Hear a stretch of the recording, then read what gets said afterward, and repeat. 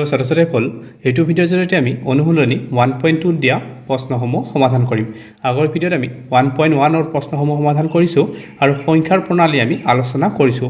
তোমালোকে যদি চোৱা নাই সেই ভিডিঅ'টো চাই ল'বা। এতিয়া 1 নম্বৰ প্ৰশ্ন, তলৰ উক্তিবিলাক সত্য নে অসত্য উল্লেখ কৰা। তোমাৰ উত্তৰৰ যথাৰ্থতা প্ৰতিপন্ন কৰা। আমাক এই প্ৰশ্নটোত কিছুমান উক্তি দিয়া আছে, এই উক্তিবোৰ সত্য নে অসত্য আমি উল্লেখ কৰিব লাগে। তাৰপিছত আমি কাৰণসমূহ ক'ব লাগিব। 1 নম্বৰ প্ৰশ্নটো লৈছোঁ, প্ৰতিটো অপৰিমেয় সংখ্যা এটা বাস্তৱ সংখ্যা। ইয়াতে কৈছে প্ৰতিটো অপৰিমেয় সংখ্যা এটা বাস্তৱ সংখ্যা। আগৰ ভিডিঅ'ত আমি বৃত্তচিত্ৰৰ সহায়ত আমি পৰিমেয় সংখ্যা অপৰিমেয় সংখ্যাবোৰ আলোচনা কৰিছোঁ। সেই বৃত্তচিত্ৰৰ সহায়তে আমি এই প্ৰশ্নটো সমাধান কৰিম। আগৰ ভিডিঅ'ত আমি এই বৃত্তচিত্ৰটো আলোচনা কৰিছোঁ, আমি পৰিমেয় সংখ্যালৈকে আলোচনা কৰিছোঁ। কিন্তু আমি যদি পৰিমেয় সংখ্যা আৰু অপৰিমেয় সংখ্যা লগাই দিওঁ, এই আটাইবোৰ সংখ্যাই লগ লাগি হ'ব বাস্তৱ সংখ্যা। ইয়াতে পৰিমেয় সংখ্যা আহিব, অপৰিমেয় সংখ্যা আহিব, পূৰ্ণ সংখ্যা আহিব, স্বাভাৱিক সংখ্যা আহিব। এই আটাইবোৰ সংখ্যা লগ লাগি হয় বাস্তৱ সংখ্যা। অপৰিমেয় সংখ্যা আমি শিকিছোঁ √2, √3, √5 এইবোৰ হ'ল অপৰিমেয় সংখ্যা। এই পৰিমেয় সংখ্যা অপৰিমেয় সংখ্যা আটাইবোৰ সংখ্যা লগ লাগি হ'ব বাস্তৱ সংখ্যা। আমি ইয়াতে এটা ডাঙৰ বৃত্ত আঁকি দিওঁ। এই ডাঙৰ বৃত্তটোৰ ভিতৰত এই আটাইবোৰ বৃত্ত সোমাই আছে, তাৰমানে আটাইবোৰ সংখ্যা লগ লাগি হ'ব বাস্তৱ সংখ্যা।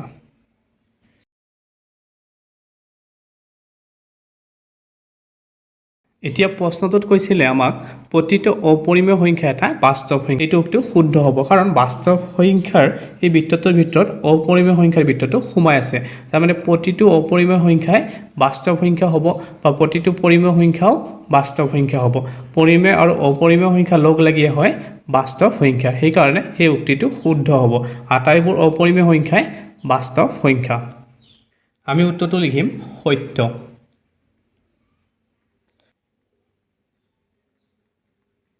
কাৰণটো আমি লিখিছোঁ বাস্তৱ সংখ্যাত অন্তৰ্ভুক্ত পৰিমেয় আৰু অপৰিমেয় সংখ্যা। সেইকাৰণে আমি ক'ব পাৰোঁ প্ৰতিটো অপৰিমেয় সংখ্যাই এটা বাস্তৱ সংখ্যা। সেইকাৰণে এই উত্তৰটো সত্য। এতিয়া 2 নম্বৰ উক্তি, সংখ্যা ৰেখাৰ প্ৰতিটো বিন্দুৱে √m আৰ্হিত, য'ত m এটা স্বাভাৱিক সংখ্যা।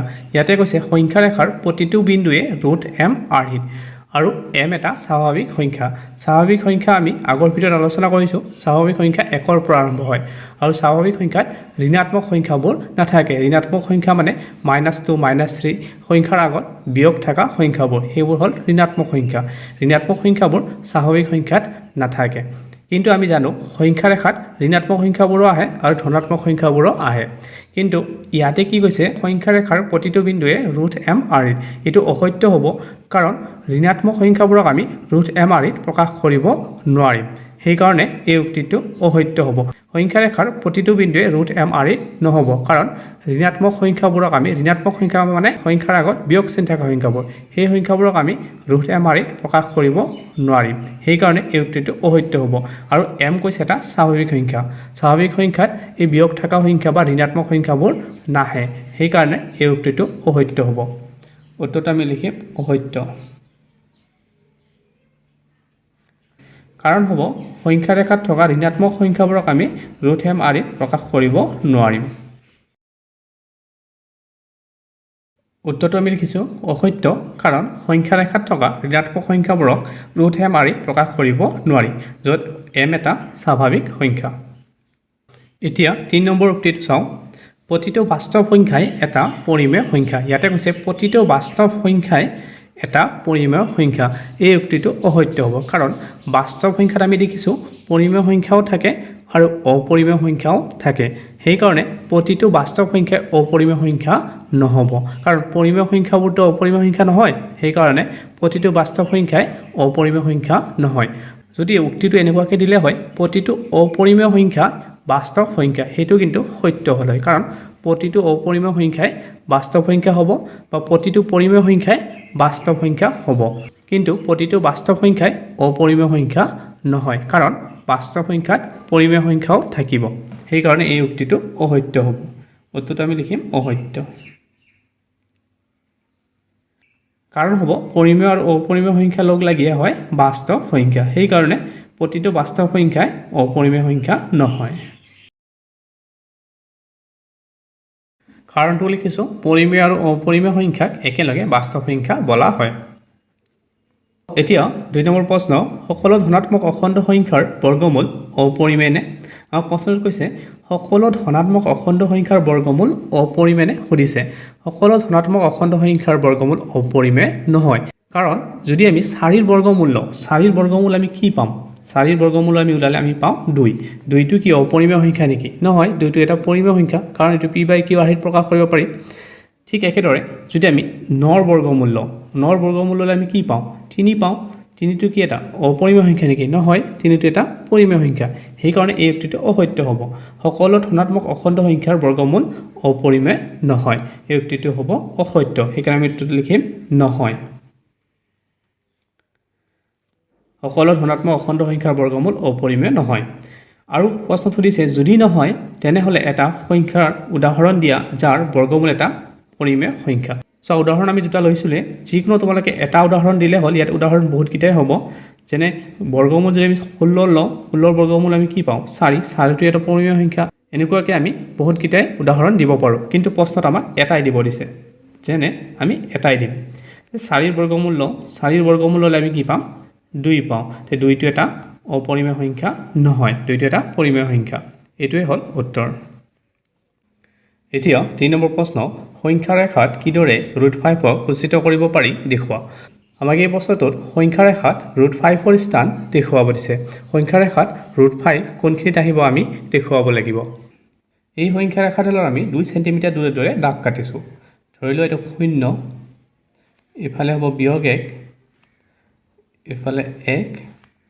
2 3 আমি সমান সমান 2 সেন্টিমিটাৰ লৈ দাগ কাটিছো এতিয়া আমাক প্ৰশ্নটোত কৈছে √5 এই সংখ্যা ৰেখাৰ √5 ক'ত বহিব প্ৰথমতে আমি প্ৰশ্নটো ভালদৰে বুজি লওঁ √5 যদি √5 নিদি √4 দিলে হয় ধৰি লোৱা √4 ৰ মান কিমান √4 ৰ মান 2 আমি জানো 4 ৰ বৰ্গমূল ললে আমি পাওঁ 2 √4 ক'ত বহিলে হয় ইয়াতে সংখ্যা ৰেখাৰ এইটো স্থানত √4 বহিলে হয় কিন্তু আমাক প্ৰশ্নত দিছে √5 এতিয়া √5 ৰ যদি আমি বৰ্গমূল উলিয়াও আমি কিমান পাম আমি বৰ্গমূল উলিয়াই শিকিছিলো আগৰ ক্লাছবোৰত √5 ৰ বৰ্গমূল উলিয়ালে আমি পাম 2.24 √5 ৰ মান পাইছো আমি 2.24 তাৰ মানে হ'ল 2তকে অকমান বেছি হ'ব √5 ৰ স্থানটো কি হ'ব 2তকে অকমান বেছি এটো 2 ইয়াতকে অকমান বেছি মানে এইখিনি ঠাইৰ ভিতৰত বহিব 2.24 মানে √5 এইখিনি স্থানত বহিব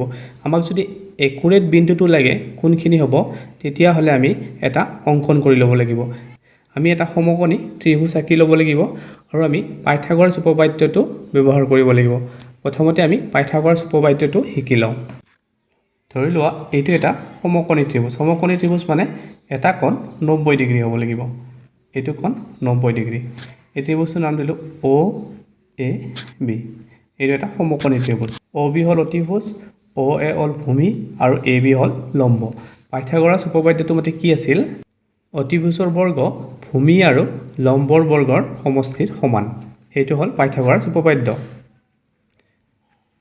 ভূমিক যদি আমি বৰ্গ কৰো লম্বডালক যদি আমি বৰ্গ কৰো সেই বৰ্গৰ সমষ্টি অতিভুজৰ বৰ্গৰ সমান এইটো আমি এনেকুৱাকৈ লিখিব পাৰো যদি বৰ্গটো আঁতৰাই দিও ইপিনে বৰ্গমূল আহিব অতিভুজ এনেকুৱা হ'ব সমান বৰ্গমূল হ'ব ভূমিৰ বৰ্গ আৰু যোগ লম্বৰ বৰ্গ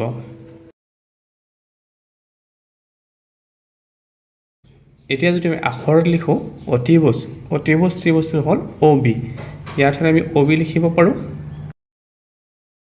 আৰু ভূমিৰ ঠাইত আমি লিখিব পাৰো OA এটো OA ৰ বৰ্গ হ'ব আৰু লম্ব ঠাইত আমি লিখিব পাৰো AB ৰ বৰ্গ হ'ব আমি এই পাইথাগোৰাছ উপপাদ্যটো ব্যৱহাৰ কৰি ইয়াতে আমি √5 ৰ স্থানটো উলিয়াম যদি আমি ভূমি 2 একক লওঁ OA আৰু AB ক যদি আমি 1 একক লওঁ তেতিয়া OB ৰ মান কিমান হ'ব ইয়াতে বহুৱালে আমি পাম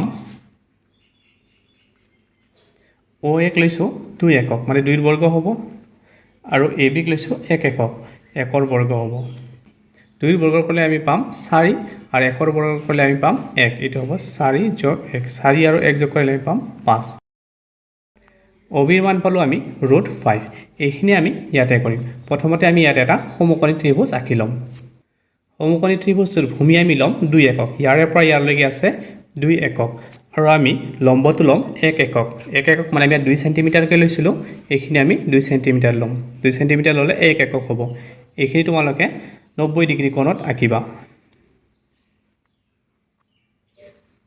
এইখিনি হ'ল 1 একক আমি ভূমি লৈছোঁ 2 একক আৰু লম্ব লৈছোঁ 1 একক এতিয়া আমি এই দুটা বিন্দু সংযোগ কৰি দিম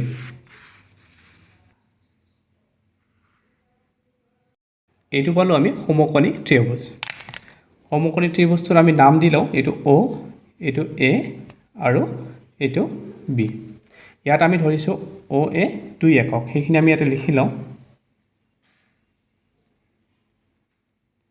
ইয়াত OA 2 একক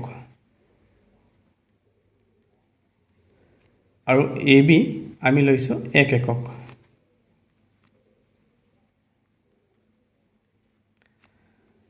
এতেকে পাইথাগোৰাছ উপপাদ্য মতে আমি ত্ৰিভুজ OAB ল'ম ত্ৰিভুজ OAB এই ত্ৰিভুজত পাইথাগোৰাছ উপপাদ্যটো ব্যৱহাৰ কৰিলে কেনেকুৱা হ'ব ইয়াৰে অতিভুজ OB সমান কি হ'ব বৰ্গমূল ভূমি আৰু লম্বৰ বৰ্গৰ সমষ্টি ভূমি হ'ল OA OA ৰ বৰ্গ আৰু লম্ব হ'ল AB ৰ বৰ্গ এতিয়া আমি মান বহুৱাও O ৰ মান আছে 2 ৰ বৰ্গ হ'ব আৰু AB ৰ মান আছে 1 ৰ বৰ্গ হ'ব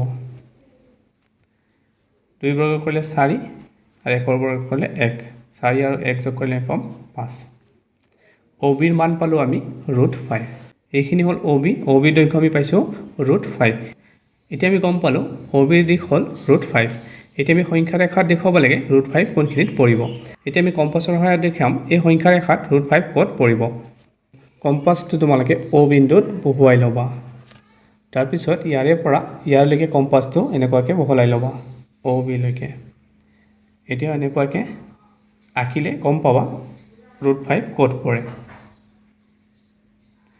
সো আমি দেখিলোঁ এইখিনিত ছেট কৰিছে মানে √5 ইয়াৰেলৈকে হ'ব আমি যদি সংখ্যা ৰেখাত চাওঁ তে √5 এইটো বিন্দু হ'ল √5 স্থান এইখিনি আমাক দেখুৱাব দিছিলে সংখ্যা ৰেখাত √5টো দেখুৱাব দিলে তোমালোকে প্ৰথমতে এনেকুৱাকৈ অংকন কৰি ল'ব লাগিব অংকন কৰি লোৱাৰ পিছতহে তোমালোকে গম পাবা √5 ক'ত পৰে প্ৰথমতে এনেকুৱাকৈ অংকন কৰি ল'ব লাগিব তাৰপিছত তোমালোকে এনেকুৱাকৈ লিখি দেখুৱাব লাগিব যে OB দৈৰ্ঘ্যটো হ'ল √5 এইটোৱে হ'ল উত্তৰ